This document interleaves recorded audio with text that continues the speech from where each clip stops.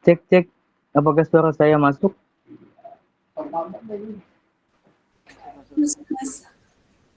Masuk, Mas. Oke, baik. Teman-teman, saya akan memulai acara pada sore hari ini. Bismillahirrahmanirrahim. Assalamualaikum warahmatullahi wabarakatuh. Waalaikumsalam warahmatullahi wabarakatuh. Waalaikumsalam warahmatullahi wabarakatuh. Asyhadu alla ilaha illallah wa asyhadu anna Muhammadan abduhu wa rasuluh. Allahumma sholli ala Muhammad wa ala alihi wa sahbihi ajmain amma ba'du. Yang terhormat Ibu Nasiratun Nisa Nurharjanti, SE MACC, selaku Pembina Koperasi Mahasiswa Universitas Muhammadiyah Surakarta. Yang kami hormati Saudari Siti Masita, selaku Ketua Umum Koperasi Mahasiswa Universitas Muhammadiyah Surakarta. Yang kami hormati Saudara Dewa Sulaiman, selaku Ketua Pengawas Koperasi Mahasiswa Universitas Muhammadiyah Surakarta. Yang kami hormati Saudara Sugeng Purwanto, selaku pembicara pada acara sore hari ini. Yang kami hormati seluruh jajaran pengurus dan kepengurusan Koperasi Mahasiswa Universitas Muhammadiyah Surakarta. Dan kepada teman-teman yang berkenan join pada acara Sapa Anggota Baru Kopma UMS 2021 pada sore hari ini. Puji syukur kehadirat Allah Subhanahu wa Ta'ala yang telah melimpahkan rahmat dan karunia-Nya kepada kita semua.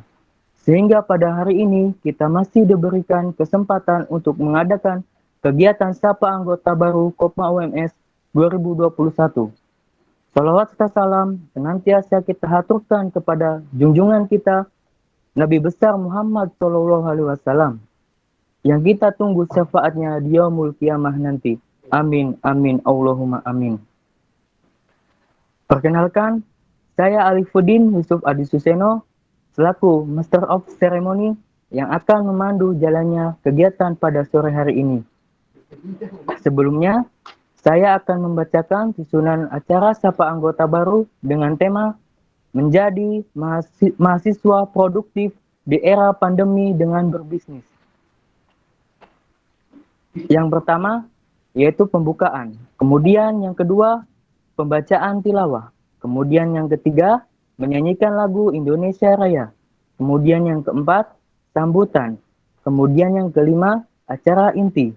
Kemudian yang keenam, penyerahan sertifikat kepada pembicara. Kemudian yang ketujuh, dokumentasi. Kemudian yang kedelapan, penutup. Oke, baik teman-teman, memasuki acara yang pertama, yaitu pembukaan. Marilah kita buka acara pada sore hari ini dengan bacaan basmalah bersama-sama. Bismillahirrahmanirrahim.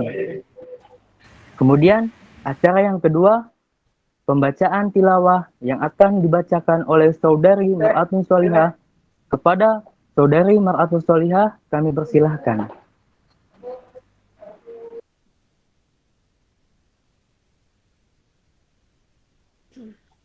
A'udzu billahi minasyaitonir rajim. Bismillahirrahmanirrahim. Wailul likulli humazatil lumazah alladzi jama'a malahu wa 'addadah.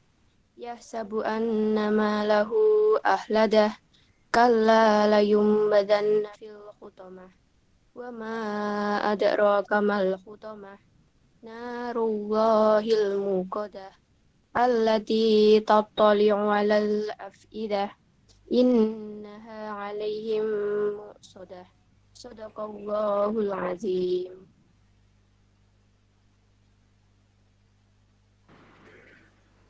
Terima kasih kepada Saudari Mar'atun Sholihah. Semoga bagi yang membaca dan mendengarkan senantiasa mendapat syafaatnya. Amin. Acara yang ketiga, menyanyikan lagu Indonesia Raya. Peserta dimohon untuk duduk tegak dengan hikmat.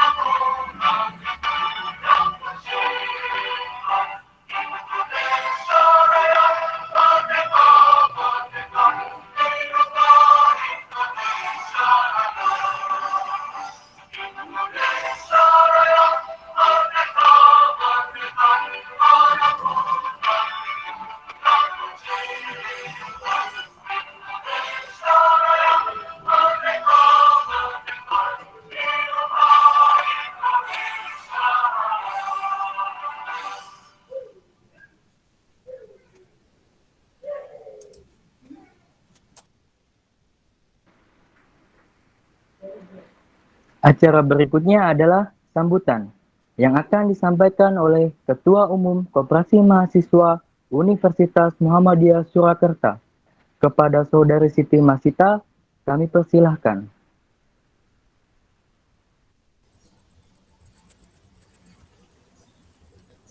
Baik, sebelumnya apakah suara saya terdengar? Terdengar, Mbak. Oke. Terima kasih atas waktu yang telah diberikan. Bismillahirrahmanirrahim. Assalamualaikum warahmatullahi wabarakatuh. Alhamdulillah. Waalaikumsalam warahmatullahi wabarakatuh. Alhamdulillahirrahmanirrahim. Wassalatu wassalamu ala asrafil anbiya'i wa mursalin wa ala alihi wa sahbihi ajma'in amma ba'du. Yang terhormat Ibu Nasirotun-Nisa Nurharjanti, SEMACC, selaku pembina Kopma UMS. Yang saya hormati Saudara Sulaiman, selaku Ketua Pengawas Kopma UMS.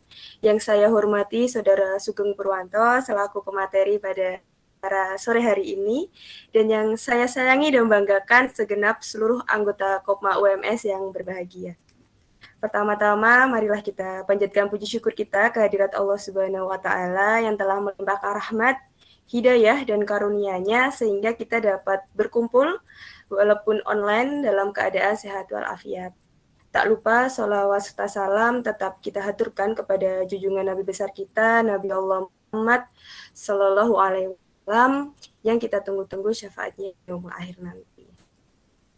Baik, pada kesempatan yang berbahagia ini saya mengucapkan selamat datang dan selamat bergabung kepada teman-teman anggota baru Kopma UMS tahun 2021.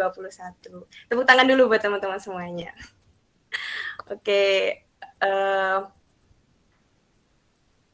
pada sore hari ini ya, kelas bisnis, mungkin ini kegiatan kedua bagi teman-teman anggota baru untuk mengikuti agenda dari Kopma UMS, dan saya mengucapkan terima kasih banyak juga kepada Mas Sugeng.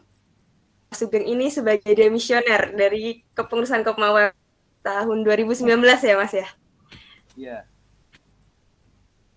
Ya, terima kasih banyak Mas telah meluangkan waktunya untuk memberikan materi kepada teman-teman nanti bagaimana kita di kondisi seperti ini untuk berbisnis seperti itu ya Mas ya. Oke, jadi teman-teman nanti harapannya ikuti acara ini dengan baik, ilmu yang bisa kalian terapkan dari pemateri nih, pemateri yang sangat hebat pastinya. Jadi teman bisa memanfaatkan waktu inilah dengan sebaik mungkin ya, karena kesempatan ini kesempatan sangat berharga gitu buat teman-teman semuanya, yang pasti nggak bisa kita dapatkan di bangku perkuliahan kayak gitu ya. Jadi nanti apa yang ingin ditanyakan, apa ingin dikonsulkan, nah itu langsung tanya aja nih selagi mas sumbernya gitu ya. Ada yang berpengalaman, banyak ilmunya, nah kalian ambil materi sebanyak mungkin dari situ. Kemudian juga ini agak sedih ya karena Google Meet ini cuma bisa nampung 100 orang gitu ya, padahal banyak dari teman-teman yang masih ingin berjoin. Jadi nanti buat evaluasi dari panitia untuk kedepannya nanti bisa lewat Zoom ya, biar teman yang lain bisa join gitu kan. Jadi lebih asik juga gitu. Karena pada tahun ini kita alhamdulillah ya ada 400 sekian anggota baru untuk jadi anggota Kopma UMS, dan semoga teman-teman dapat aktif ke depannya, setiap kegiatan event Kopma UMS diikuti dengan baik karena akan banyak hal yang dapat kalian ambil gitu. Mungkin kalau kelihatannya di semester-semester awal tuh belum terlalu berdampak atau kalian belum merasakan gitu, tapi nanti setelah kalian semester akhir nih, seperti saya dan Mas lain itu benar-benar kita ini bersyukur gitu, beruntung gabung dari Kopma UMS gitu. Banyak hal yang dapat kita ambil, banyak hal yang dapat kita terapkan juga yang nggak bisa kita dapat di bangku perkuliahan gitu ya. Jadi nanti hingga akhir semester perkuliahan, harapan saya teman-teman tetap bersama dengan Kopma UMS, kita mewujudkan Kopma UMS yang lebih baik untuk kedepannya. Mungkin cukup itu saja yang dapat saya sampaikan, kurang dan lebihnya saya mohon maaf. Semangat untuk agenda sore hari ini. Terima kasih. Wassalamualaikum warahmatullahi wabarakatuh. Saya kembalikan kepada MC. Waalaikumsalam warahmatullahi wabarakatuh. Terima kasih atas sambutan yang diberikan.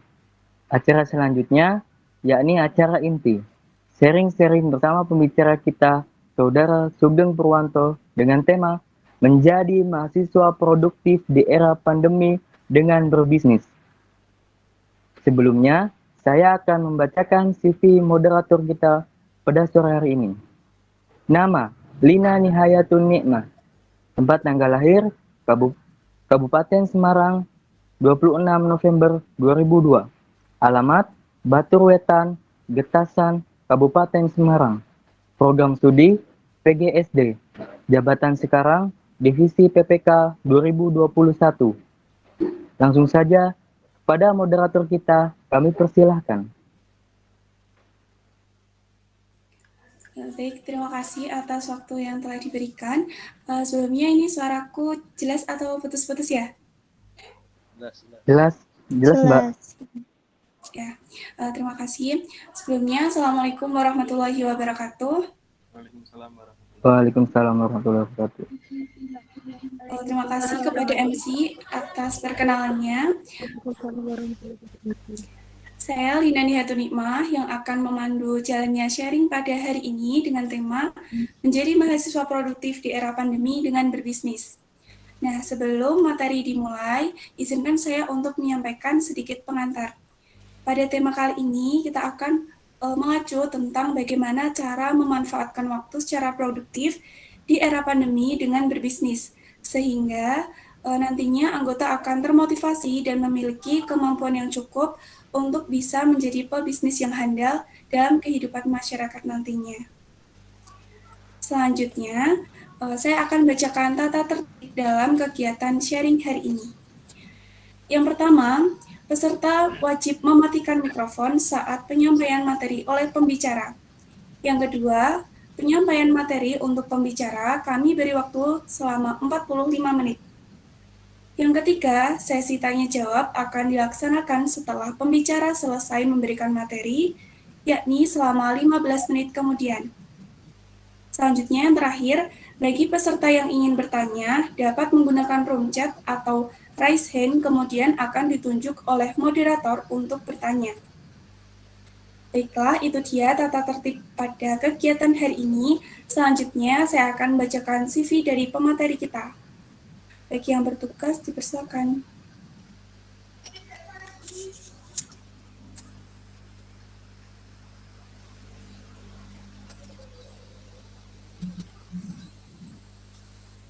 Baik, CV dari pemateri kita. Nama Mas Sugeng Purwanto, merupakan mahasiswa Teknik Mesin UMS pada tahun 2017 sampai 2021. Tanggal lahir 2 November 1999, status menikah single, alamat Golo RT RW 002011, Paseban, Bayat, Klaten, Jawa Tengah. Agama Islam. Keterampilan pribadi, kepemimpinan, kerja tim, mapping tim, public speaking, kemampuan analitis, dan manajemen waktu. Pengalaman organisasi pada tahun 2017 sampai 2018, UKM Prisma UMS. Pada tahun 2018 sampai 2019, UKM Kopma UMS, dan 2019 sampai 2020 di MPM UMS. Keterampilan profesional, yakni Microsoft Office, SolidWorks, Mastercam, ANSYS, Welcome Embroidery, dan Corel Draw. Pengalaman pekerjaan pada Oktober 2018 sampai September 2019 menjadi Divisi PPK Kopma UMS. Selanjutnya pada November sampai Desember 2020, magang di PT Solo Metrakonik Indonesia. Pada Mei sampai Juli 2021, magang di PT Mekar Armada Jaya. Kemudian kontak person 085 6000 14492. Email sugengpurwanto766@gmail.com. Kemudian link Sugeng Purwanto dan alamat Klaten, Jawa Tengah, Indonesia. skill yang terverifikasi yaitu uji kompetensi Politeknik Admi Surakarta pada tahun 2017, Welding 3G Inlastek pada tahun 2021. Bahasa yang digunakan yakni bahasa Indonesia dan juga bahasa Inggris. Cukup sekian untuk CV dari pemateri kita. Selanjutnya kami persilahkan kepada pemateri kita yakni Pak Sugeng Purwanto. Kepadanya kami persilahkan. Baik. Tes suara saya kedengeran ya? Iya, kedengaran jelas, Mas. Oh iya. Sebelumnya, Assalamualaikum warahmatullahi wabarakatuh. Waalaikumsalam warahmatullahi wabarakatuh. Waalaikumsalam. Ya, tadi sudah dijelaskan oleh Mbak Lina tentang CV saya ya. Ya begitulah selama 4 tahun saya berkuliah di Universitas Muhammadiyah Surakarta. Nah, harapan saya dari teman-teman semua di sini bisa lebih banyak lagi kalau bisa dari saya ya. Dalam berorganisasi, terus mempunyai skill juga yang banyak. Terus jangan lupa ya, dalam berbahasa kita juga harus bisa menggunakan bahasa asing, terutama bahasa Inggris. Karena sekarang kita dituntut untuk bisa berkomunikasi dengan bahasa asing. Karena persaingan sekarang bukan hanya dengan warga negara Indonesia, tapi juga dengan warga negara yang dari luar negeri. Di sini berarti baru semua ya anggotanya ya? Anggota baru semua ya? Oh, ya, kebanyakan dari anggota baru. Oh, ya saya ucapkan selamat datang buat teman-teman semua ya yang telah gabung di UKM Kopma. Jujur dulu juga saya gabung Kopma itu bukan di tahun pertama. Saya gabung di Kopma itu di tahun kedua setelah saya kuliah. Beruntung buat teman-teman semua yang di sini bisa gabung dengan Kopma ya, karena Kopma ini UKM tingkat universitas, jadi teman-teman di sini bakal berteman dengan mahasiswa dari berbagai macam jurusan, dan menurut saya itu adalah kesempatan buat teman-teman semua untuk bisa bertukar pikiran, sharing dan lain-lain. Kalau bisa harapan saya juga teman-teman di sini bisa aktif ya di UKM Kopma ini ya, mengikuti kepanitiaan, terus kalau bisa malah daftar juga jadi kepengurusannya. Oke. Apalagi ya? Di sini ada yang dari jurusan teknik, prodi teknik, fakultas teknik. Ada nggak? Nggak ada ya? Oh, oke. Saya kira di sini ada ya. Berarti belum ini. Mungkin nanti saya carikan orang-orang dari teknik ya. Oke, ini tadi temanya tentang menjadi mahasiswa produktif di era pandemi dengan berbisnis. Oke, kalau kita bicara pandemi emang situasinya gimana? Ini emang semua yang terdampak dan ekonomi juga, kondisi perekonomian juga menurun. Ini memang benar-benar gitu ya. Jadi kita dituntut untuk berusaha lebih keras lagi ya. Jadi dalam melihat peluang, kemudian melakukan action untuk usaha kita dan yang lainnya. Di sini teman-teman sudah ada yang pernah berwirausaha mungkin? Coba ada yang mungkin udah pernah berwirausaha apa gitu? Secara kalau boleh di bidang apa ya? Banyak, Kak. Oh, banyak. Iya, Kak. Oh, bagus sekali, bagus. Masnya dari prodi apa? Saya hukum ekonomi syariah. Oh, hukum ekonomi syariah. Oke. Yang lainnya ada? saya Mas mungkin. Oh, apa ini?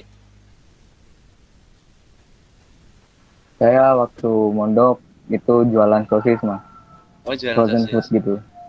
Oh iya, Ya, bagus, bagus. sama kuliah semester awal mungkin jualan rokok Mas.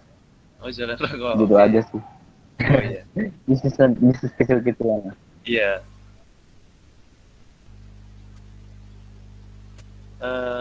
Mungkin untuk Mbak Lina bisa dibukakan PPT-nya yang tadi sudah saya kirim.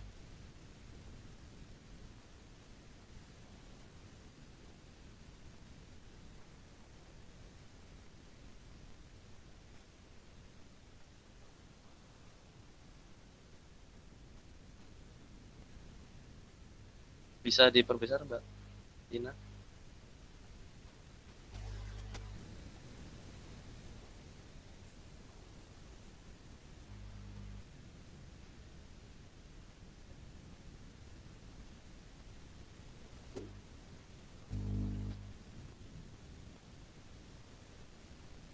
Oke, sesuai dengan tema kita hari ini ya, menjadi mahasiswa yang produktif. Nah, mungkin bisa di next Mbak Lina.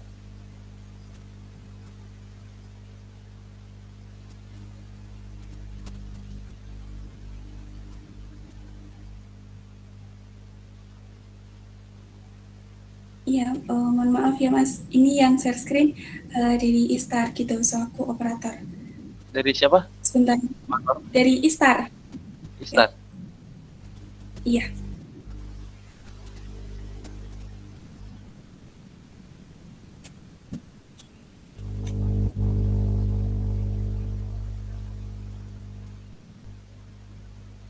Oh, ya, ya, ya. Oke. Nah, bicara masalah produktif ya teman-teman semua di sini. Ini sebelum kita sangkut pautkan dengan hal bisnis. Sebenarnya kita itu kadang nggak kepikiran juga kita ini sebenarnya sibuk atau produktif. Nah itu hal yang berbeda itu teman-teman semua. Memang dua-duanya itu berkaitan dengan masalah waktu, menghabiskan waktu, dan itu juga membuahkan hasil juga. Cuman yang membedakan adalah manfaat dari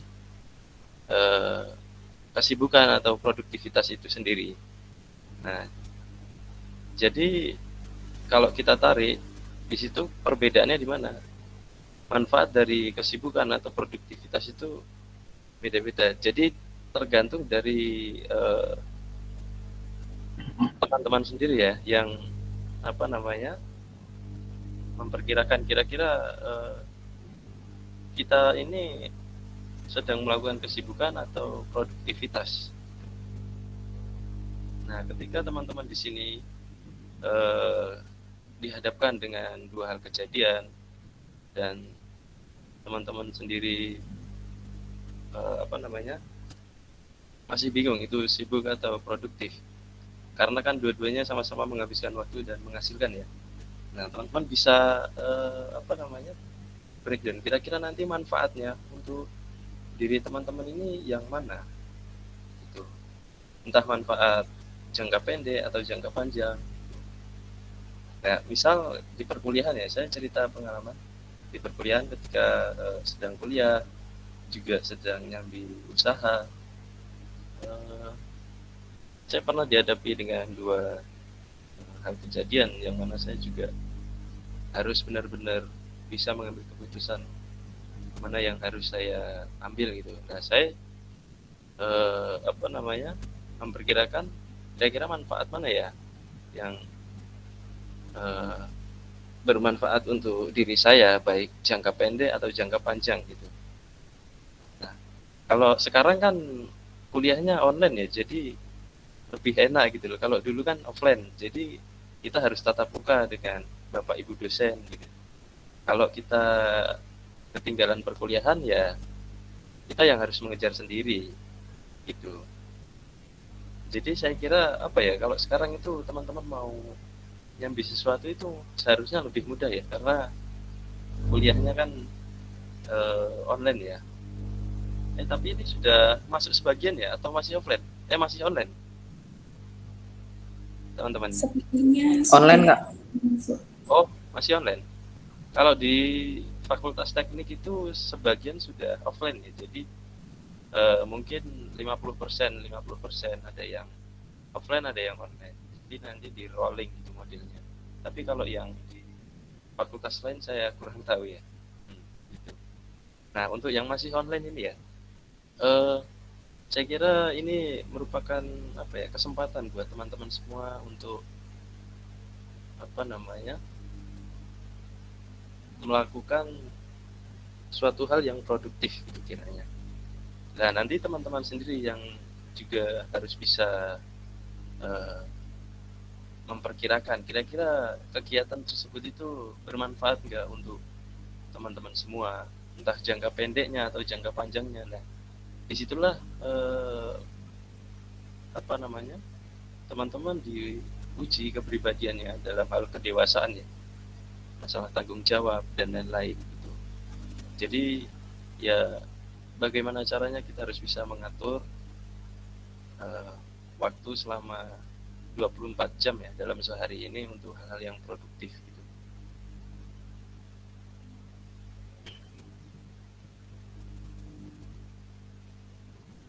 Bisa di next. Nah, ini kita tadi udah bicara masalah produktivitas ya. Nah, sekarang saya mau sedikit apa namanya, memberitahu ini. Mungkin ini menurut saya ya, rumus pengusaha itu ternyata ada rumusnya, teman-teman. Nah, mungkin dari teman-teman yang dulu SMA atau pernah mempelajari tentang IPA ya, tahu ya dengan rumus ini apa ya? Ini hukum apa ya namanya ya? Buat teman-teman yang dulunya anak IPA.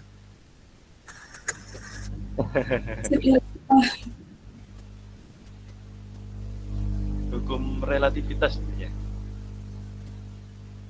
Kesetimbangan antara massa dan energi ya. Jadi kalau analogi saya itu pakainya ini. E-nya ini adalah entrepreneur atau pengusaha. Nah, pengusaha itu apa sih bekalnya? Nah, pengusaha itu bekalnya sebenarnya ya selain dengan modal, tapi jangan jadikan modal ini adalah untuk syarat awal menjadi pengusaha. Nah, kalau menurut saya dari rumus ini kita bisa lihat ya, M-nya di sini itu mindset. Teman-teman di sini harus punya pola pikir pengusaha dulu. Kalau teman-teman nggak punya pola pikir sebagai pengusaha, itu menurut saya ya sangat sulit sekali kalau teman-teman di sini pengen menjadi pengusaha. Nah, mindset ini bagaimana sih membentuk mindset seorang pengusaha? Yang pertama, teman-teman harus apa namanya, menentukan lingkungan dulu ya, di mana teman-teman sosialisasi atau berkehidupan gitu. Dalam artian bukan berarti orang tuanya atau keluarganya dia bukan seorang pengusaha tapi anaknya nggak bisa jadi pengusaha, bukan seperti itu. Tapi teman-teman yang mulai dari sekarang menentukan. Nah, makanya itu saya mengapresiasi buat teman-teman di sini yang sudah bergabung ya. Nah, UKM Kopma, karena nanti di UKM Kopma ini teman-teman bakal banyak belajar tentang kewirausahaan dan yang lain-lainnya.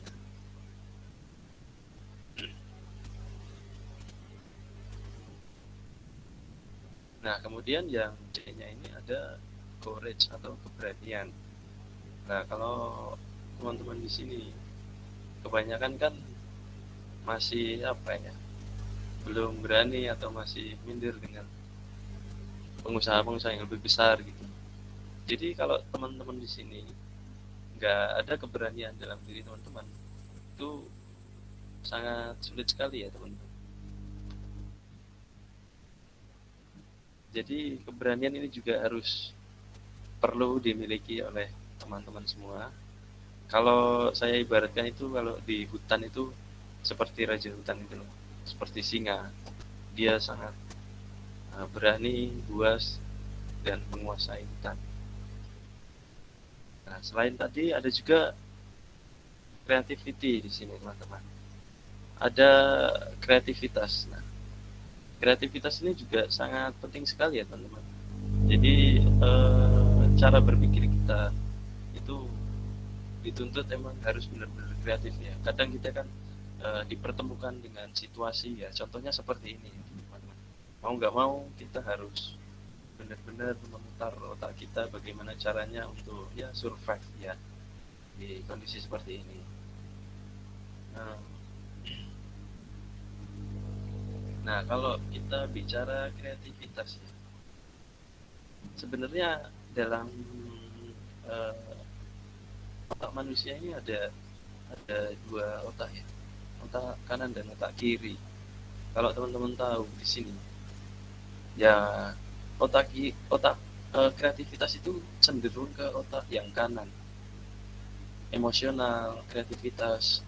Kalau yang otak kiri kita itu cenderung ke yang perhitungan, analitis. Ketika teman-teman suka menghitung matematika atau yang lainnya ya, nah itu cenderung ke otak yang kiri. Dua-duanya sebenarnya sama-sama dipakai, tapi kita juga harus tahu kalau kita cenderung menggunakan otak kiri kita cenderung menghitung-hitung terus tanpa adanya aksi ya, itu ya kita nggak bakalan jadi pengusaha nantinya. Jadi kita juga harus menggunakan otak kanan kita, kreativitas kita, emosional berkaitan dengan keberanian tadi ya, itu juga ada di otak kanan kita.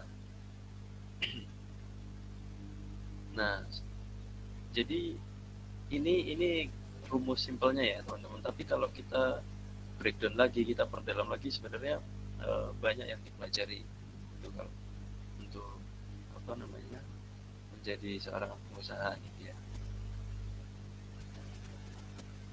Oke, bisa di next teman-teman. Ya.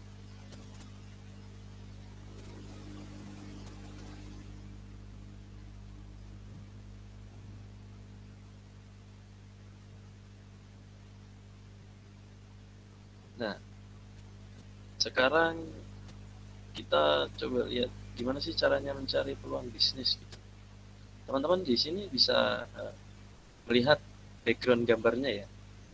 Itu ada gambar koloni dari hewan semut.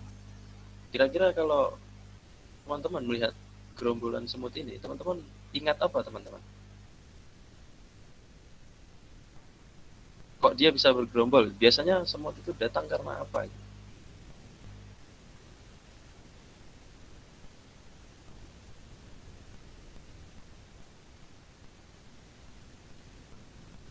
Karena ada makanan maybe, Mas. Bisa juga makanan. Ada yang lain mungkin? Biar aktif tanya jawabnya ya. Bisa juga teman-teman yang lain menjawab.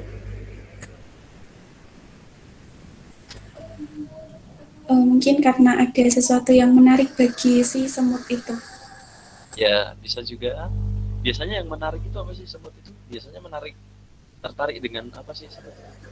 Yang manis-manis. Iya. Yang manis-manis. Oke, jadi gitu ya teman-teman. Gimana sih caranya mencari peluang bisnis? Analoginya gitu.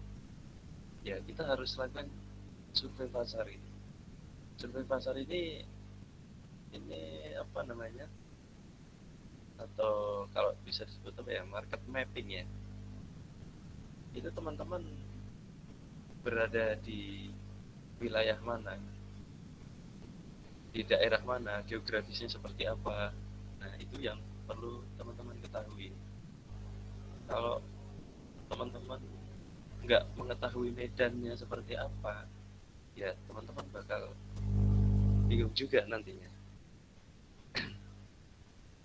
Nah, bicara berkaitan dengan survei pasar ini ya, selain kita mengetahui geografisnya, kita juga harus mengetahui tingkatan ekonomi di daerah tersebut itu kira-kira yang menengah atau menengah ke atas atau menengah ke bawah. Nah, itu juga apa namanya berkaitan juga dengan analisis pasarnya nanti. Nah, kalau kita udah survei pasar yang tadi saya sebutkan tadi, terus kita mengetahui kebutuhan apa yang kira-kira bisa disuplai ke situ. Contohnya ini ya, semut ini ya, ada koloni semut ini ya. Kan tadi sudah disebutkan pasti di sini semut berkumpul karena adanya makanan, mungkin karena ada yang manis-manis dan yang lain sebagainya ya. Nah, kemudian kalau kita sudah mengetahui kebutuhan apa yang ada di suatu daerah atau suatu tempat. Nah, kemudian kita harus melakukan apa namanya research and development atau R&D. Biasanya kalau di perusahaan-perusahaan menyebut itu bagian R&D. Jadi memang kalau kita melihat pasar itu sudah banyak sekali ya teman-teman produk-produk, sampai kita juga bingung sendiri kadang kalau mau beli apa ya. Nah, tapi bagaimana sih tahapan untuk bisa bersaing dengan produk-produk yang sudah ada atau mungkin yang belum ada ya? Kalau misalnya sudah ada, kita juga harus melakukan yang namanya riset teman-teman di sini. Kira-kira produk atau jasanya itu seperti apa yang sudah ada di suatu daerah atau tempat. Nah, terus selain itu kita harus bisa juga mendevelop produk atau pelayanan jasa. Nah, semua development ini itu didasari dari riset kita terhadap market kita tadi yang berada di suatu tempat atau daerah. Kemudian ketika kita sudah mendapatkan developmentnya sebuah produk atau jasa, dan kita merasa yakin dengan riset kita bahwasanya di situ terjadi kebutuhan A misalnya, terus kita buatlah trial dan errornya. Nah, kebanyakan di sini kan teman-teman di sini loh, mencobanya ini loh yang masih kadang dari teman-teman di sini masih ya mungkin takut rugi lah, atau takut dapat statement yang buruk mungkin dari orang-orang di sekitar dan lain-lain. Nah, disinilah tadi yang saya paparkan di slide sebelumnya ya, keberanian kita untuk mencoba, terus ketika ada salah memperbaiki. Nah, disitulah perannya seorang pengusaha. Jadi bukan hanya kadang kan kita ngelihat itu wah enak ya, itu usahanya sudah besar, tapi kan kita nggak tahu dulu trial and errornya seperti apa. Mungkin dia sudah menghabiskan uang sekian miliar dan yang lainnya. Kemudian kalau kita sudah trial and error dan menemukan satu kuncian ya, satu formula lah dari produknya teman-teman atau jasanya. Nah, kemudian kita mulailah memproduksi apa yang dibutuhkan dari market tadi. Setelah kita melakukan analisis market, kemudian trial and error, nah, mulailah kita melakukan yang namanya produksi. Teman-teman di sini pernah makan Indomie ya semua ya? Pernah, Mas. Pernah, Mas. Pernah. Sering, Mas. Indomie itu sekarang harganya berapa ya? Indomie 3.000. 700 atau 2.500 ya, sekitar segitu ya. Nah, itu kan kalau kita berpikir itu kan ya untuk kita seorang mahasiswa pasti uang segitu pasti udah pernah megang lah ya, dan itu bisa dikatakan nggak murah, biaya yang murah gitu loh, biaya yang murah. Tapi dibalik itu semua teman-teman, pernah nggak berpikir yang punya itu seperti apa?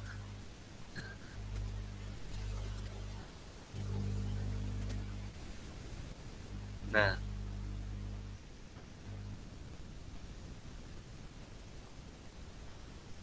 suara saya masih kedengeran ya? Masih, Mas. Masih. Ya. Bicara produksi tadi ya, di balik harganya yang murah ini, yang tadi saya contohkan produknya yang namanya tadi, tapi yang punya itu konglomerat teman-teman di sini, miliarder gitu ya. Loh, kok kenapa bisa gitu?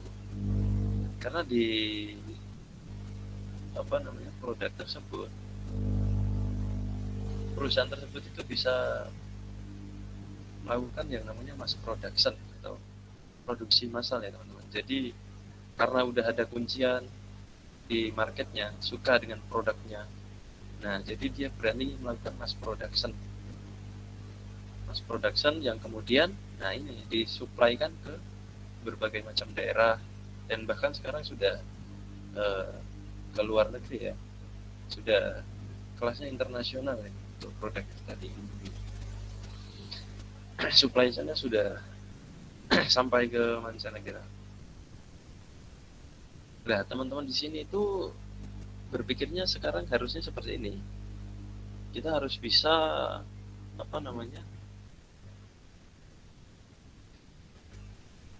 membuat sebuah company atau perusahaan. Jadi teman-teman di sini jangan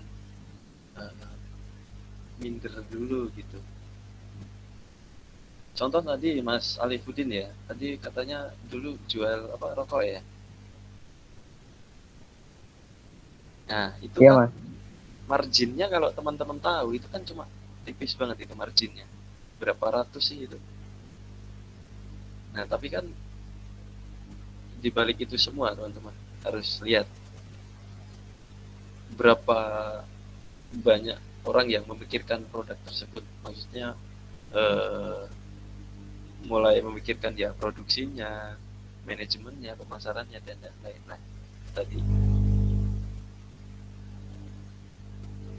oke, kemudian bisa di next.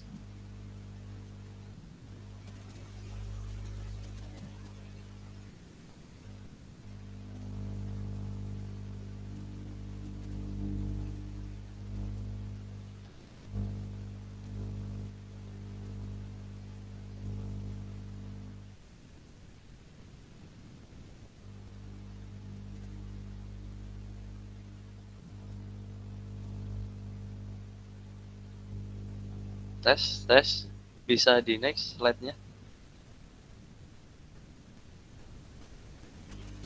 Nah, oke.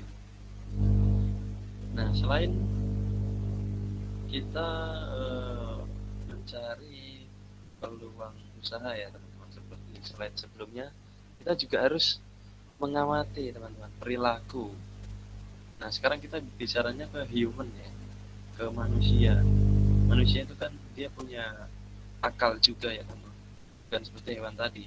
Dia juga punya akal, dia berperilaku, dia punya kebiasaan yang dilakukan di setiap harinya. Nah, itu yang harus kita amati. Nah, bicara untuk mencari peluang usaha ya teman-teman, kita juga harus menentukan ini teman-teman.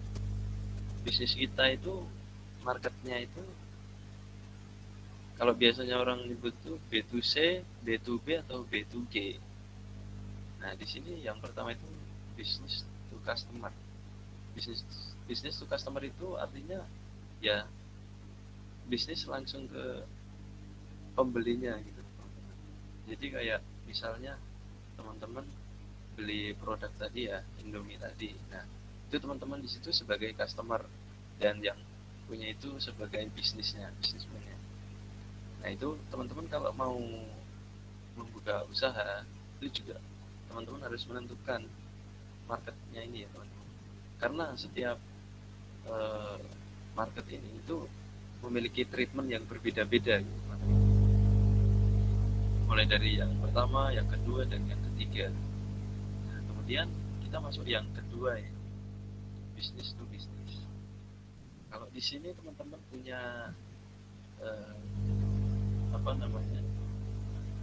ya PT ataupun CV ya teman-teman.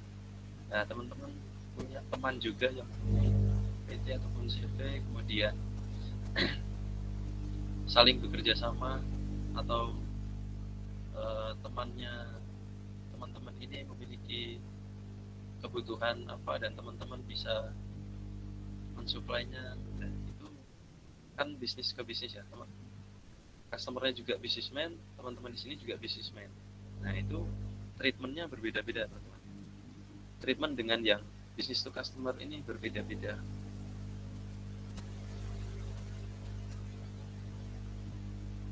Nah, biasanya bisnis to bisnis ini yang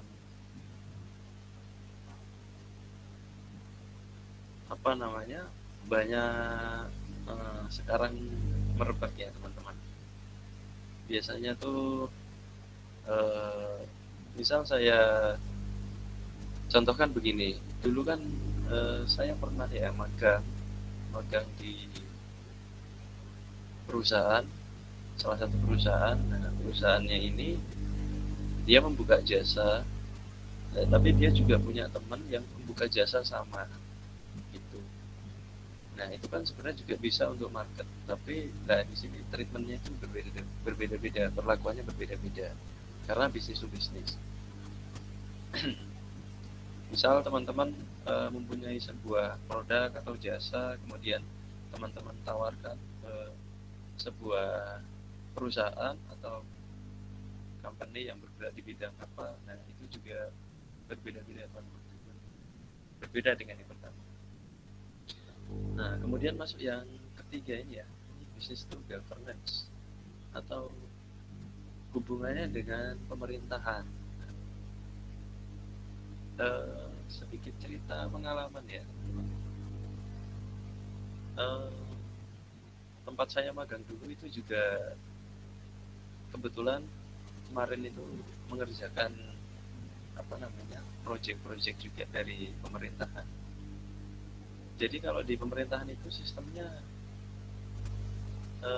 biasanya kalau disebut itu namanya tender ya. Mungkin di sini teman-teman ada yang tahu, sudah tahu sistem tender. Sudah ada yang tahu mungkin di sini? Dari saya mungkin kurang tahu. Dari teman-teman yang lain mungkin kalau ada yang tahu. Oke, jadi Kalau nggak salah lelang ya, Kak? ya modelnya seperti itu. Modelnya seperti itu. Nah, di sini tuh kan banyak ya teman-teman kompetitor dari teman-teman untuk apa bersaing untuk bisa menggait lah, bahasanya menggait untuk proyeknya dari pemerintahan.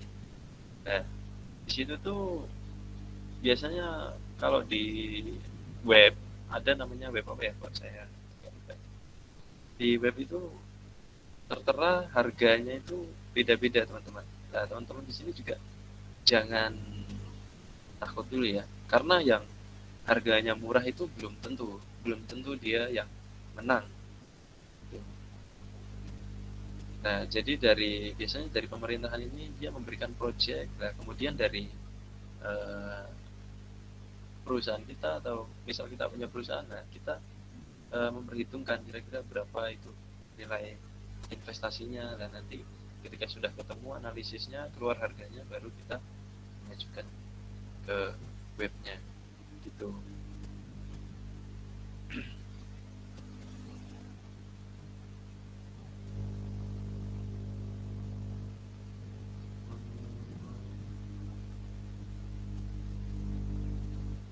Oke, bisa di next mungkin. Nah, ini dia. Nah, kalau teman-teman di sini mau apa namanya mencoba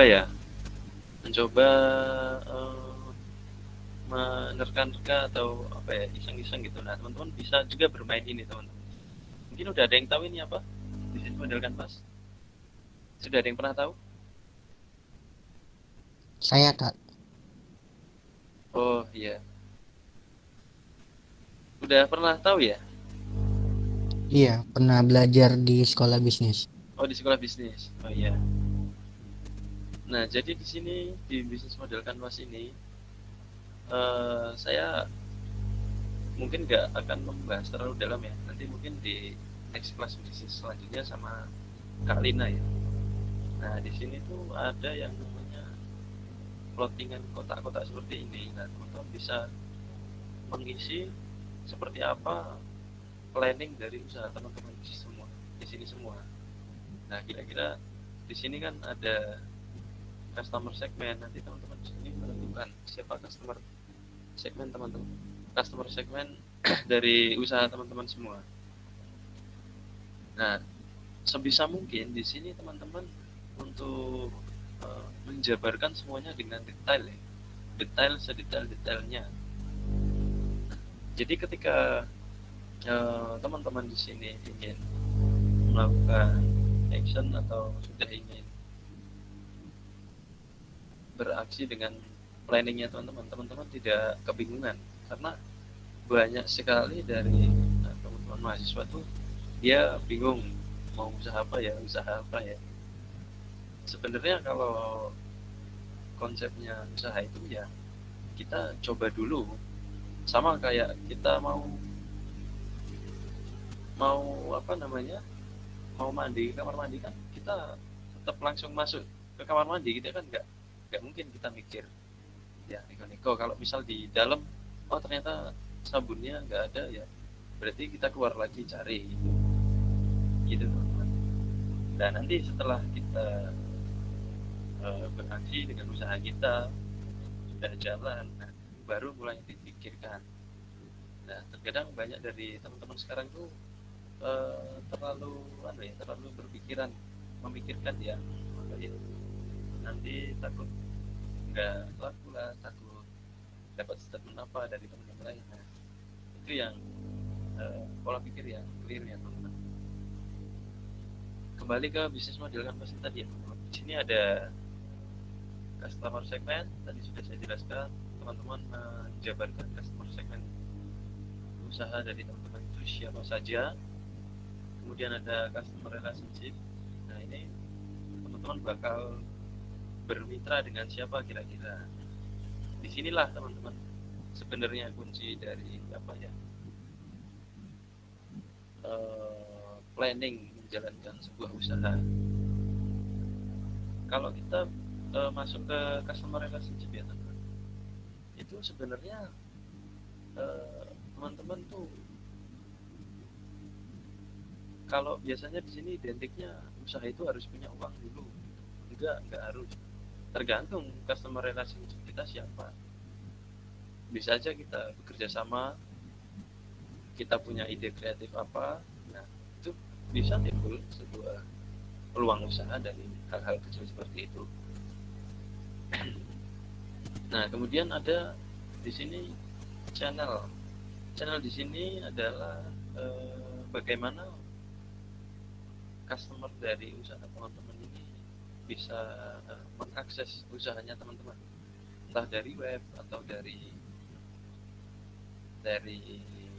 sosial media atau secara langsung. Nah, itu juga di sini harus dijabarkan teman-teman. Nah, kemudian ada apa lagi di sini ya? Value proposition. Nah, value proposition ini adalah nilai tambah dari usahanya teman-teman. Nah, nilai tambah ini apa dari usaha teman-teman semua? Keunikannya ini apa gitu. Nah, teman-teman pernah nggak berpikir kok Gojek itu kok bisa ya sebesar itu? Padahal dia itu nggak punya transportasi loh, dia nggak punya kendaraan loh. Dia bisnis di bidang kendaraan, tapi dianya nggak punya kendaraan dianya. Tapi bisa terciptanya peluang bisnis dari hal-hal sepele seperti ini, membuat bisnis model canvas, membuat planning. Nah, bisa melatih pola pikir teman-teman semua. Nah, kemudian di sini ada key activity ya. Key activity itu terkait dengan kegiatan apa saja nanti yang dilakukan dalam usaha teman-teman semua di sini harus dijabarkan di sini semua. Nah, ini juga sangat penting sekali kaitannya dengan hal manajerial ya teman-teman.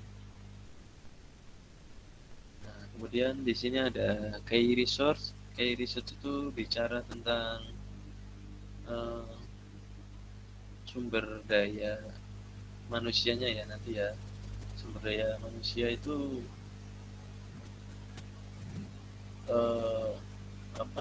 kegiatannya nanti seperti apa, terus kira-kira dalam usaha teman-teman itu nanti membutuhkan sumber daya manusia yang seperti apa, entah memiliki skill ini. Nah, juga sebenarnya harus perlu dijabarkan.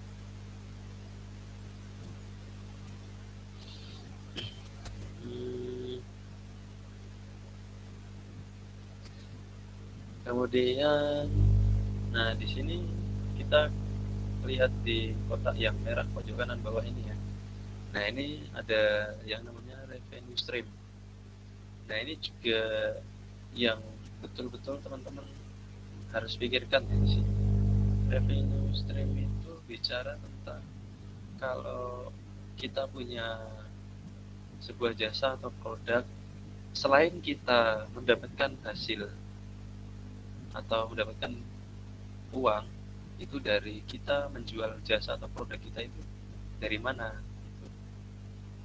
Contoh, selain kita menjual jasa atau produk, kita juga membuka jasa persewaan. Kita membuka jasa apa namanya?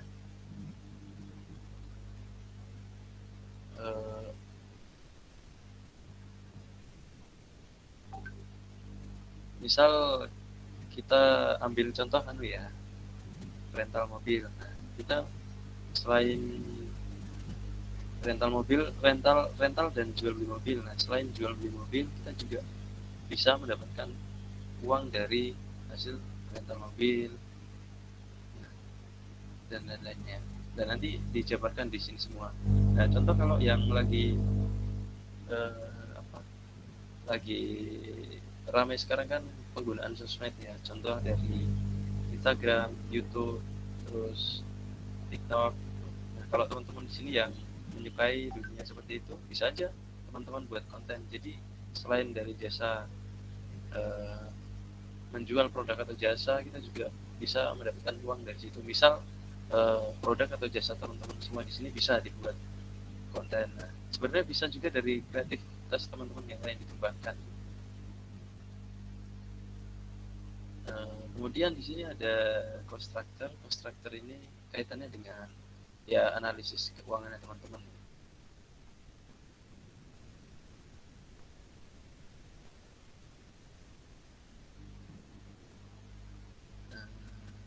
Oke, sekarang kita masuk ke yang terakhir ini, yang key partner ini. Ini juga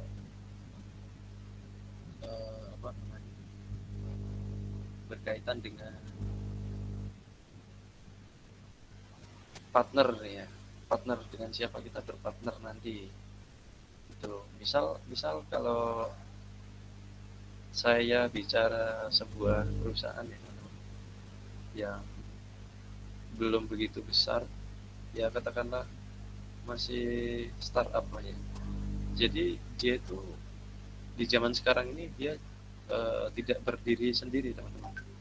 Dia di belakangnya itu juga banyak dari teman-teman bisnisnya yang mengisi. Nah, makanya itu di sini kalau yang namanya jaringan networking kalau dalam dunia usaha itu sangat penting sekali ya teman-teman.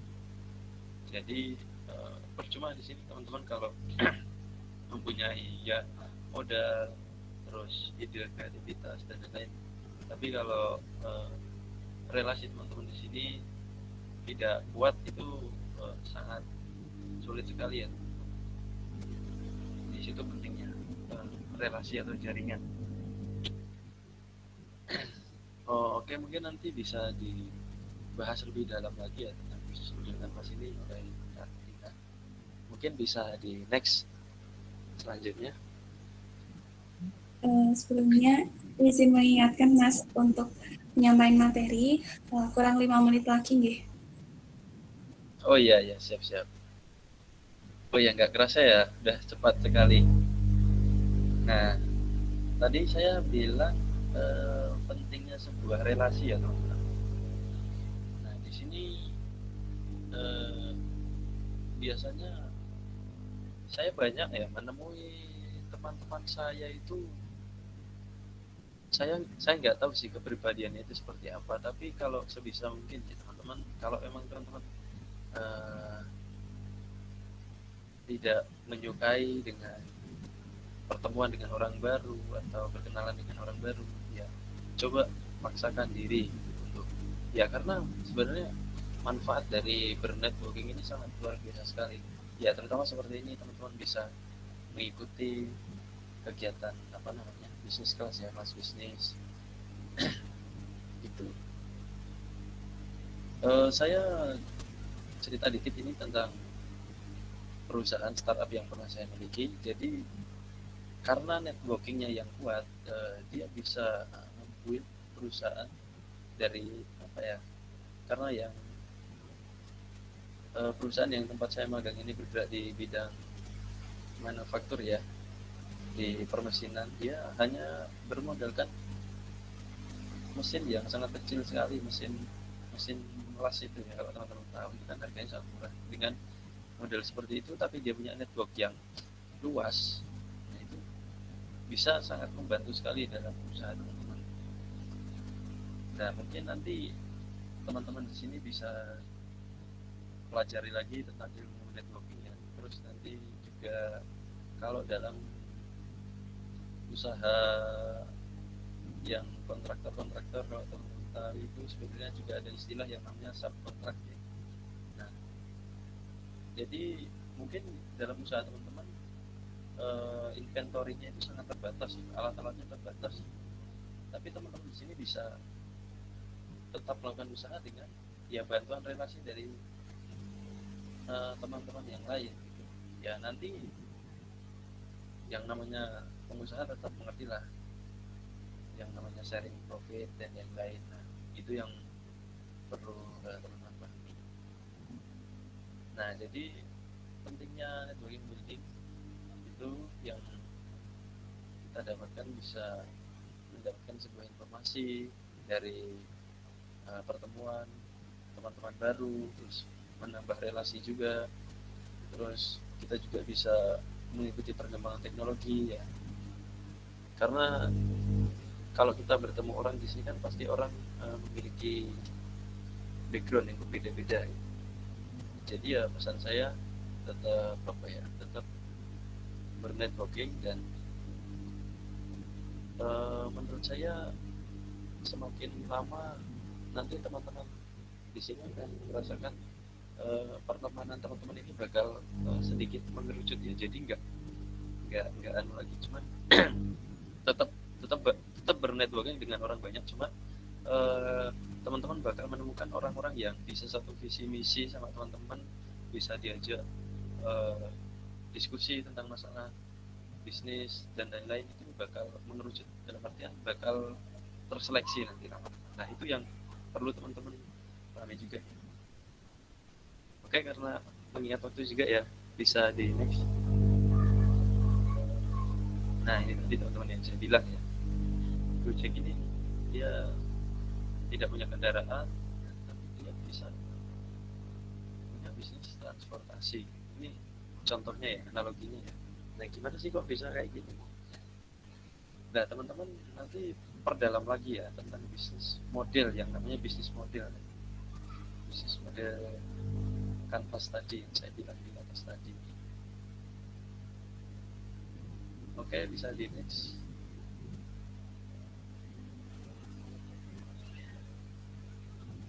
Nah, ini teman-teman ya, pesan dari saya kira-kira begini bahasa Indonesia. Untuk memulai bisnis, kalau kita mulai bisnis itu jangan berobsesi dulu, jangan dengan uang yang dihasilkan atau membuat uang. Ya, kita tetap memperhitungkan ya kira-kira nanti keuntungan berapa dan lain-lain. Cuman jangan berobsesi dulu untuk masalah uang ya. Kadang begini teman-teman, ketika teman-teman nanti sudah naik level bisnisnya, jadi kalau kita berobsesi dengan uang, kalau model bisnis kita yang seperti tadi ya, B2B ya, nah itu bakal nanti bisa menghancur ya pertemanan dari teman-teman dengan relasi teman-teman semua. Jadi yang perlu teman-teman lakukan ya, itu ya mulai usaha itu dengan melatih kompetensi dari teman-teman ya untuk mengatasi sebuah permasalahan, gitu. Terus membuat sebuah nilai value. Nah, saya pernah dengar ucapan dari Yusuf Kala. Jadi kalau bicara tentang value itu pasti berkaitan dengan yang namanya teknologi, itu pasti. Nah, jadi teman-teman di sini apapun background teman-teman semua di sini, entah jurusannya ekonomi, pendidikan dan lain-lain, tetap teman-teman harus mengikuti yang namanya perkembangan teknologi ya. Nah, makanya di sinilah fungsinya dari sebuah UKM untuk mewadahi teman-teman bisa membangun relasi dengan teman-teman yang lainnya dari berbagai macam jurusan. Bisa aja dari jurusan sana udah punya kemampuan ini, terus teman-teman punya modal yang lumayan besar, bisa saja bekerja sama. Nah, itulah tentang pentingnya networking ya. Nah, kemudian membuat perbedaan yang positif, terus latihlah karyawan teman-teman terus untuk melayani customer, dan nanti kalau teman-teman udah itu uanglah yang akan datang ke usaha teman-teman atau ke diri teman-teman gitu. Oke, udah selesai ya sepertinya ini ya. Mungkin bisa next ke tanya jawab mungkin. Baik, terima kasih kepada Mas Sugeng ya atas materi yang sudah disampaikan. Selanjutnya kita masuk ke sesi tanya jawab. Mungkin dari teman-teman jika ada yang mau ditanyakan boleh raise hand, kemudian on mic. Oke, ini udah ada yang raise hand ya, dari Mas Muhammad Akrom. Mungkin boleh langsung on mic aja buat bertanya. Assalamualaikum warahmatullahi wabarakatuh, Kak. Waalaikumsalam warahmatullahi wabarakatuh. Nama saya Muhammad Akram Jaudin, mau bertanya, Kak. Ya, boleh. Saya kan udah mulai bisnis itu dari, kalau nggak salah, kelas 2 SMP, berarti tahun 2015-2016an. Oh iya. Sampai sekarang, udah berapa banyak bisnis yang udah saya jalani, termasuk salah satunya dari pernah di kesehatan juga, pernah di properti juga, di bisnis yang bersistem juga. Kan waktu itu sempat namanya bikin Sakinah Corporation, di dalamnya tuh ada restoran sama sosial. Sosialnya itu namanya Dapur Sakinah. Nah itu cuman hampir semua yang, bukan semua ya, semua bisnis yang sudah saya jalani itu rata-rata semuanya tuh kayak gagal di pertengahan jalan. Kayak misalnya yang Sakinah Corporation ini kan kemarin kita sudah sampai, saya lupa masalah, udah buka berapa cabang di Makassar dan buka cabang juga di Solo. Nah cuman kita dapat kayak pengkhianatan dari salah satu teman, sekarang berubah kan namanya jadi kepacikan, itu kayak kita diambil alih lah sama satu orang. Nah saya mau bertanya, Kak, gimana cara biar bisnis yang kita jalani ini bisa bertahan dengan baik? Karena bisnis yang saya jalani rata-rata ya berhenti tengah jalan juga gitu, Kak. Oke. Ya, jadi dari Mas Muhammad Akrom ya pertanyaan. Iya, Kak. Ya, kira-kira beginilah teman-teman. Jadi teman kita ya, Mas Muhammad Akrom ini sudah bercerita ya. Jadi itu adalah salah satu dinamika di dunia usaha, entah itu dengan partner, entah itu dengan karyawan sendiri. Jadi kalau menurut saya itu sebelum kita, ini tadi usahanya dengan temannya ya, dengan rekannya ya. Iya, waktu itu kita berlapan buka namanya Sakinah Corporation. Oke. Kalau dari diri pribadi saya sendiri ya, itu sebelum melakukan kerjasama dengan rekan kita di bidang usaha, kalau saya biasanya saya harus tahu dulu pribadi orang ini seperti apa. Nah, mungkin banyak dari teman-teman semua yang ya baru sekedar kenal tapi dia belum tahu orangnya itu seperti apa. Itu tadi, kalau kita mau join dengan teman kita harus benar-benar tahu karakter dia seperti apa, pola pikir dia seperti apa, cara dia mengatasi masalah seperti apa. Nah itu juga kita harus benar-benar tahu. Jadi kita bukan hanya asal ajak kerjasama sana sini tapi kita nggak tahu dia orangnya seperti apa. Nah itu juga sangat beresiko ya teman-teman.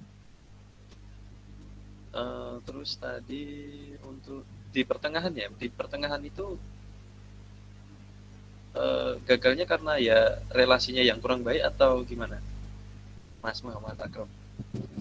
Banyak sih Kak, kayak misalnya dulu pernah ke Energy Kangen Water tuh gagalnya karena kekurangan dana. Terus yang ini tuh karena kita mungkin kekurangan persiapan. Terus juga pernah di baju itu kita kurang persiapan. Banyak sih gagalnya karena biasanya sih di pertengahan semua. Oh iya. Usahanya lumayan banyak juga ya. Itu dari Mas Muhammad Akramnya emang tertarik ke semua bidang itu atau gimana? Alhamdulillah terpaksa tertarik.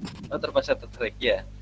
Karena gini, kalau menurut saya ada juga yang bilang usaha itu harus sesuai passion biar enjoy ya menjalaninya.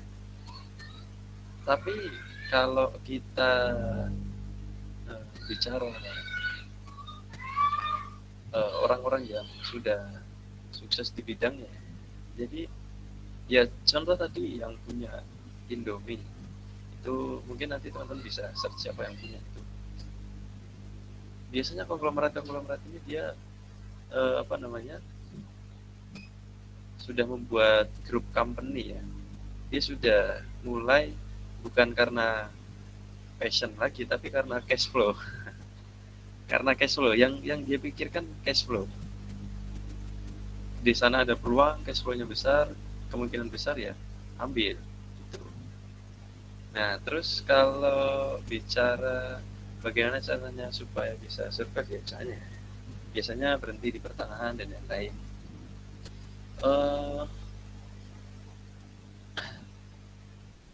Biasanya gimana ya? Kalau Mas Muhammad Akram ini itu ada yang megang dari teman-temannya semua atau Mas Akram nih yang megang jangan sendiri? Apanya Kak? Usahanya? Kita bagi sistem gitu Kak. Oh, bagi sistem? Ya, ada misalnya kayak kalau waktu itu yang di usaha rumah makan itu saya di bagian produksi karena memang minat saya itu di bagian masak-masak. Jadi di bagian produksi, ada yang di bagian keuangan. Oh iya. Kalau menurut saya ini kekompakan dari, kalau tadi kan maksudnya udah tim ya. Nah itu kekompakan dari tim itu juga penting sekali ya teman-teman. Kita harus memastikan nih, ini tim kita, partner kita ini benar-benar mau mati-matian nggak memperjuangkan usaha ini, atau dia hanya sekedar ikut. Kalau hanya sekedar ikut ngasih uang, banyak yang bisa, tapi dia benar-benar mau memperjuangkan nggak mati-matian gitu, maksudnya memperjuangkan mati-matian nggak usaha ini gitu. Ya kalau bahasa Jawanya tuh nek getih ya getih sisan gitu. Kalau udah terlanjur basah ya basah sekalian, jangan cuma nanggung-nanggung. Nah ini yang banyak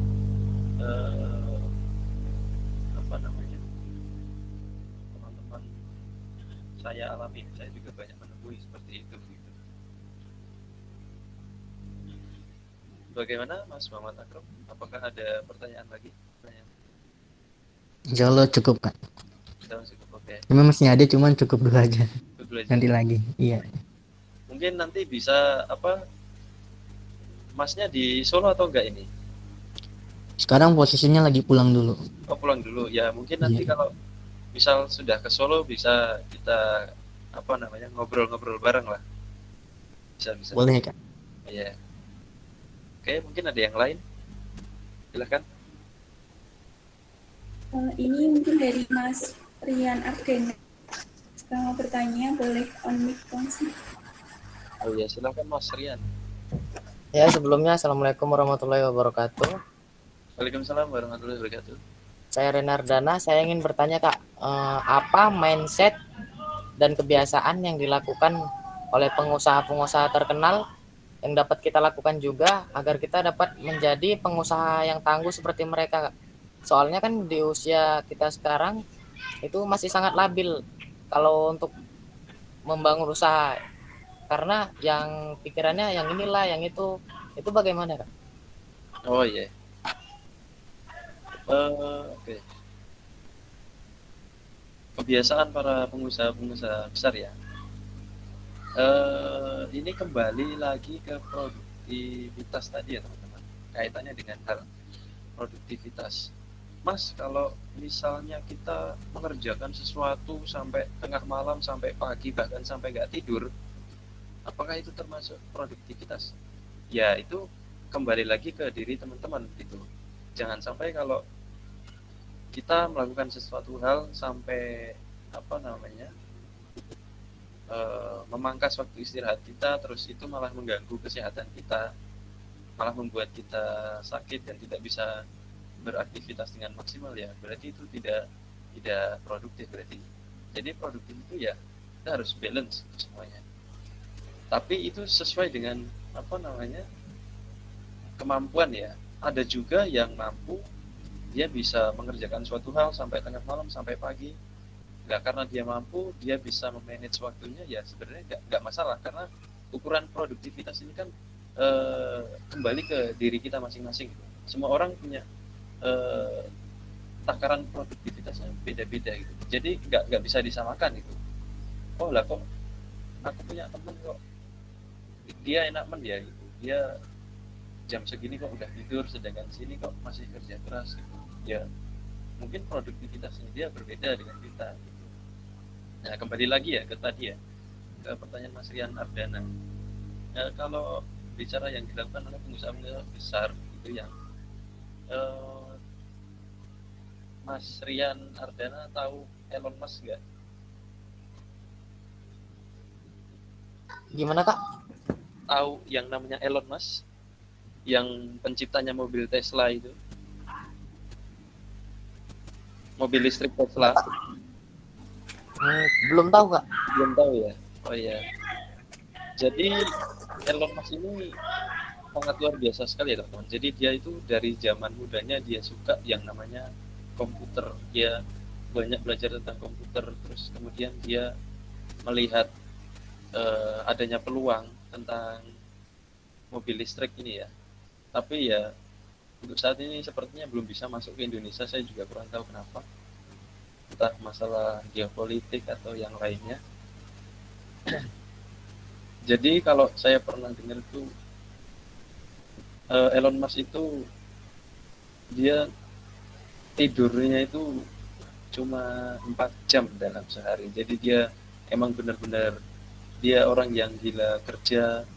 Dia benar-benar memperjuangkan perusahaannya. Jadi dengan seperti itu banyak orang yang kagum dengannya, sehingga banyak orang yang respect dengan dirinya gitu. Terus banyak orang yang mengikutinya. Akhirnya dia punya banyak sekali karyawan, dan sekarang Tesla Motor ini sudah kelasnya ini ingin menyaingi kelasnya Toyota ya. Karena sebenarnya ini di trennya sekarang ini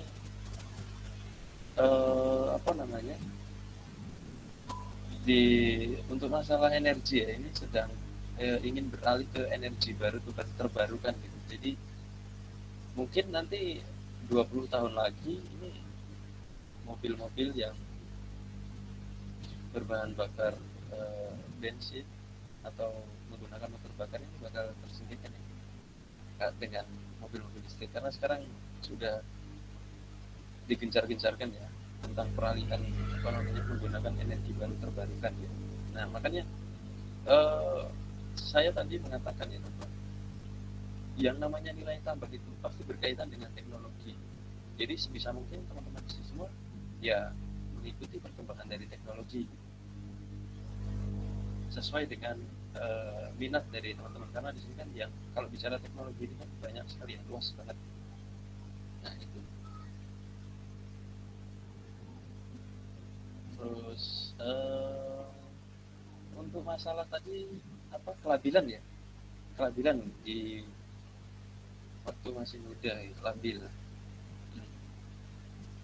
Sebenarnya nanti lama-kelamaan teman-teman bakal menemui ya. Kalau teman-teman di sini sering mencoba tapi kalau teman-teman di sini ingin mencoba saja belum, ya bagaimana ingin mencari tempat untuk teman-teman bermain usahanya teman-teman. Kalau teman-teman di sini tidak sering mencoba, ya labil itu sebenarnya nggak masalah sih, itu normal aja ya. Karena teman-teman di sini juga masih muda-muda, jadi ya masih fase mencari di situ, mencari. Gimana? Apakah ada pertanyaan lagi dari Mas Rian Abdallah? Baik, terima kasih Kak atas penjelasannya. Siap. Oke, dari yang lain, Mas. Ya, mungkin ini ada yang present lagi dari Kak Atira. Mungkin bisa langsung unmute saja.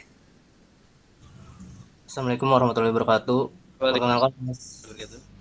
Perkenalkan nama saya Atira Julansyah. Mau nanya mengenai mental health atau kesehatan mental, yang dimana dunia bisnis itu kan mentalnya juga harus kuat gitu ya Kak ya. Iya. Gimana sih cara meyakinkan atau mengembalikan kepercayaan diri orang, yang dimana orang tersebut tuh udah memiliki ketraumaan di dalam dunia bisnis.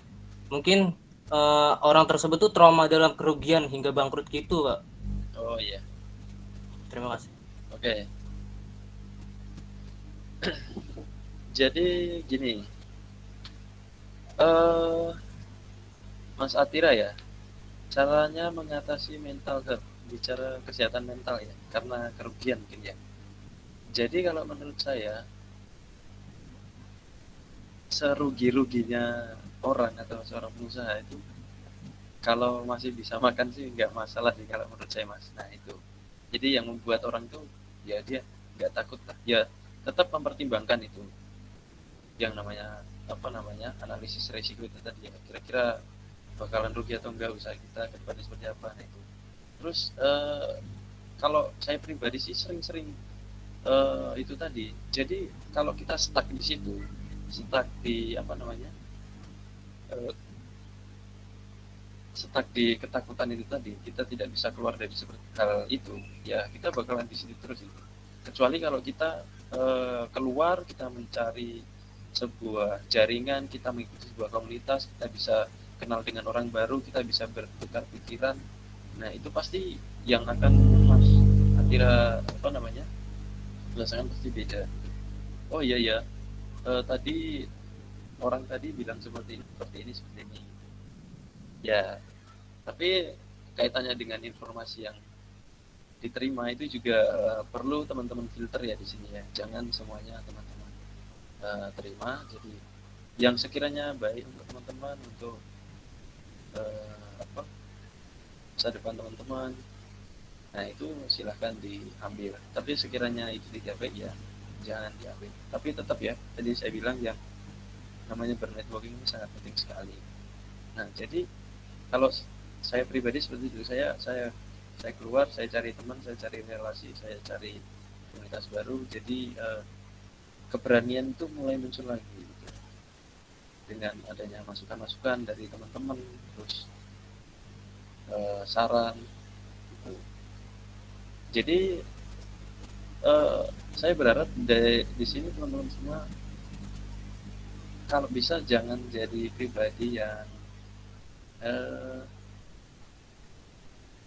berteman hanya itu aja gitu. Karena saya banyak mengamati ya teman-teman saya. Jadi orang yang suka bergaul dengan banyak orang, maksudnya dia senang bertemu dengan orang baru, dia suka sharing, bertukar pikiran, pasti dia memiliki pribadi yang berbeda. Dia pasti pemberani dan lain-lain. Oke, ada pertanyaan lagi dari Mas Atira? Tapi kan Kak, biasanya kayak gitu tuh yang namanya bangkrut gitu ya. Iya. Sulit untuk dilakukan lagi gitu Kak, untuk melakukan bisnisnya lagi. Kayak kan rumus pengusaha itu kan ada mindset sama courage, yang dimana pola pikir sama keberanian orang itu ketika sebelum sama sesudah melakukan bisnis tuh beda Kak. Kalau misalnya sudah mengalami yang namanya kerugian gitu Kak. Oke. Itu tadi ya teman-teman. Kalau saya pribadi biasanya yang saya lakukan seperti itu. Saya akan ya oke lah, kita pasti bakal mengalami yang namanya drop dari segi mental dan lain-lain. Tapi apakah kita akan seperti ini? Ya pasti semua orang tidak mau, pasti semua orang ingin lebih maju lagi. Nah justru kita berpikirnya seperti ini. Ketika kita menemui sebuah kegagalan dan lain-lain, kita berpikirnya harusnya gunakanlah hal tersebut sebagai pelajaran untuk kedepannya lebih baik lagi, lebih baik lagi. Prinsip saya itu jangan sampai kita jatuh ke lubang yang sama. Kalau kita jatuhnya ke lubang yang sama, ya berarti kita yang salah. Gitu. Kita melakukan kesalahan yang salah. Gitu. Jadi ketika kita menemukan kegagalan, dari situlah kita menemukan pembelajaran. Gitu. Gimana Mas Atira? Oke Kak. Terima kasih Kak. Oh iya. Baik, saya ambil alih ya Mas. Oh ya. Karena waktunya sudah habis dan mungkin bagi teman-teman yang mau bertanya, mohon maaf sekali, mungkin bisa bertanya di lain waktu gitu. Sebelumnya terima kasih kepada Mas Sugeng atas paparannya, atas materi yang telah diberikan yang begitu menarik ya dan juga bermanfaat untuk kita semuanya. Selanjutnya sebelum menutup acara diskusi hari ini, izinkan saya membacakan kesimpulan. Kuliah dan berbisnis itu memang tidak mudah ya. Maka dari itu kita sebagai mahasiswa yang akan berbisnis, yang akan terjun di dunia bisnis, harus bisa memanajemen waktu dengan baik dan tentunya juga harus produktif begitu. Sebelum memulai berbisnis, tentunya kita harus mengetahui tahapan-tahapan apa dan apa yang harus dipersiapkan sebelum berbisnis gitu. Dan juga relasi itu sangat dibutuhkan dalam berbisnis begitu. Demikian acara pada hari ini. Kami mengucapkan terima kasih kepada Mas Sugeng sekali lagi dan kepada teman-teman yang sudah berpartisipasi, yang sudah aktif dan menyimak materinya. Mohon maaf apabila ada kekurangan dan kesalahan dari diri saya pribadi. Terima kasih untuk semuanya. Wassalamualaikum warahmatullahi wabarakatuh. Selanjutnya saya Waalaikumsalam warahmatullahi Waalaikumsalam warahmatullahi wabarakatuh. Selanjutnya saya kembalikan ke MC. Oke, terima kasih kepada pemateri dan moderator kita pada sore hari ini. Acara selanjutnya yaitu penyerahan sertifikat kepada pembicara oleh Divisi PPK 2021. Kepadanya dan persilahkan.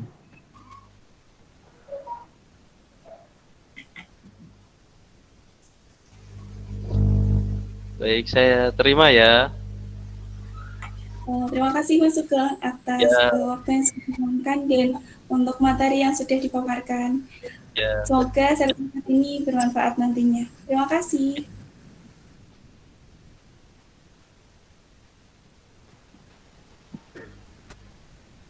Acara selanjutnya adalah dokumentasi. Bagi teman-teman semua, silakan on cam semua ya. Yang belum on cam, untuk segera on cam ya, teman-teman.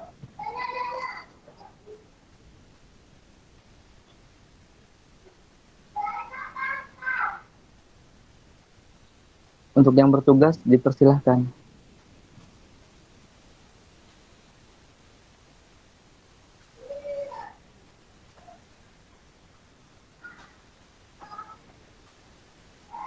Oke, satu kali lagi ya, kita bravo ya. Bravo ya.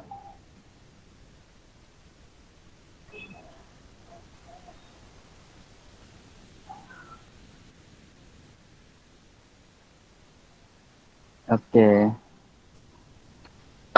Tak terasa, kita sudah sampai di penghujung acara. Saya selaku MC, mohon maaf apabila banyak kekurangan. Terima kasih. Wassalamualaikum warahmatullahi wabarakatuh. Waalaikumsalam.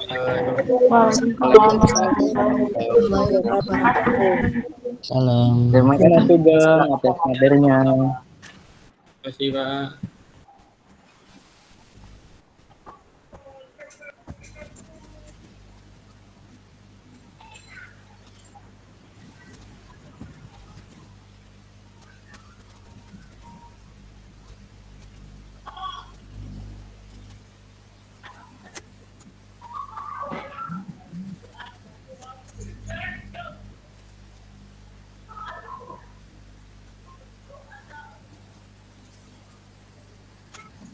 kasih untuk teman-temannya. Bisa ya. Ya, Kak.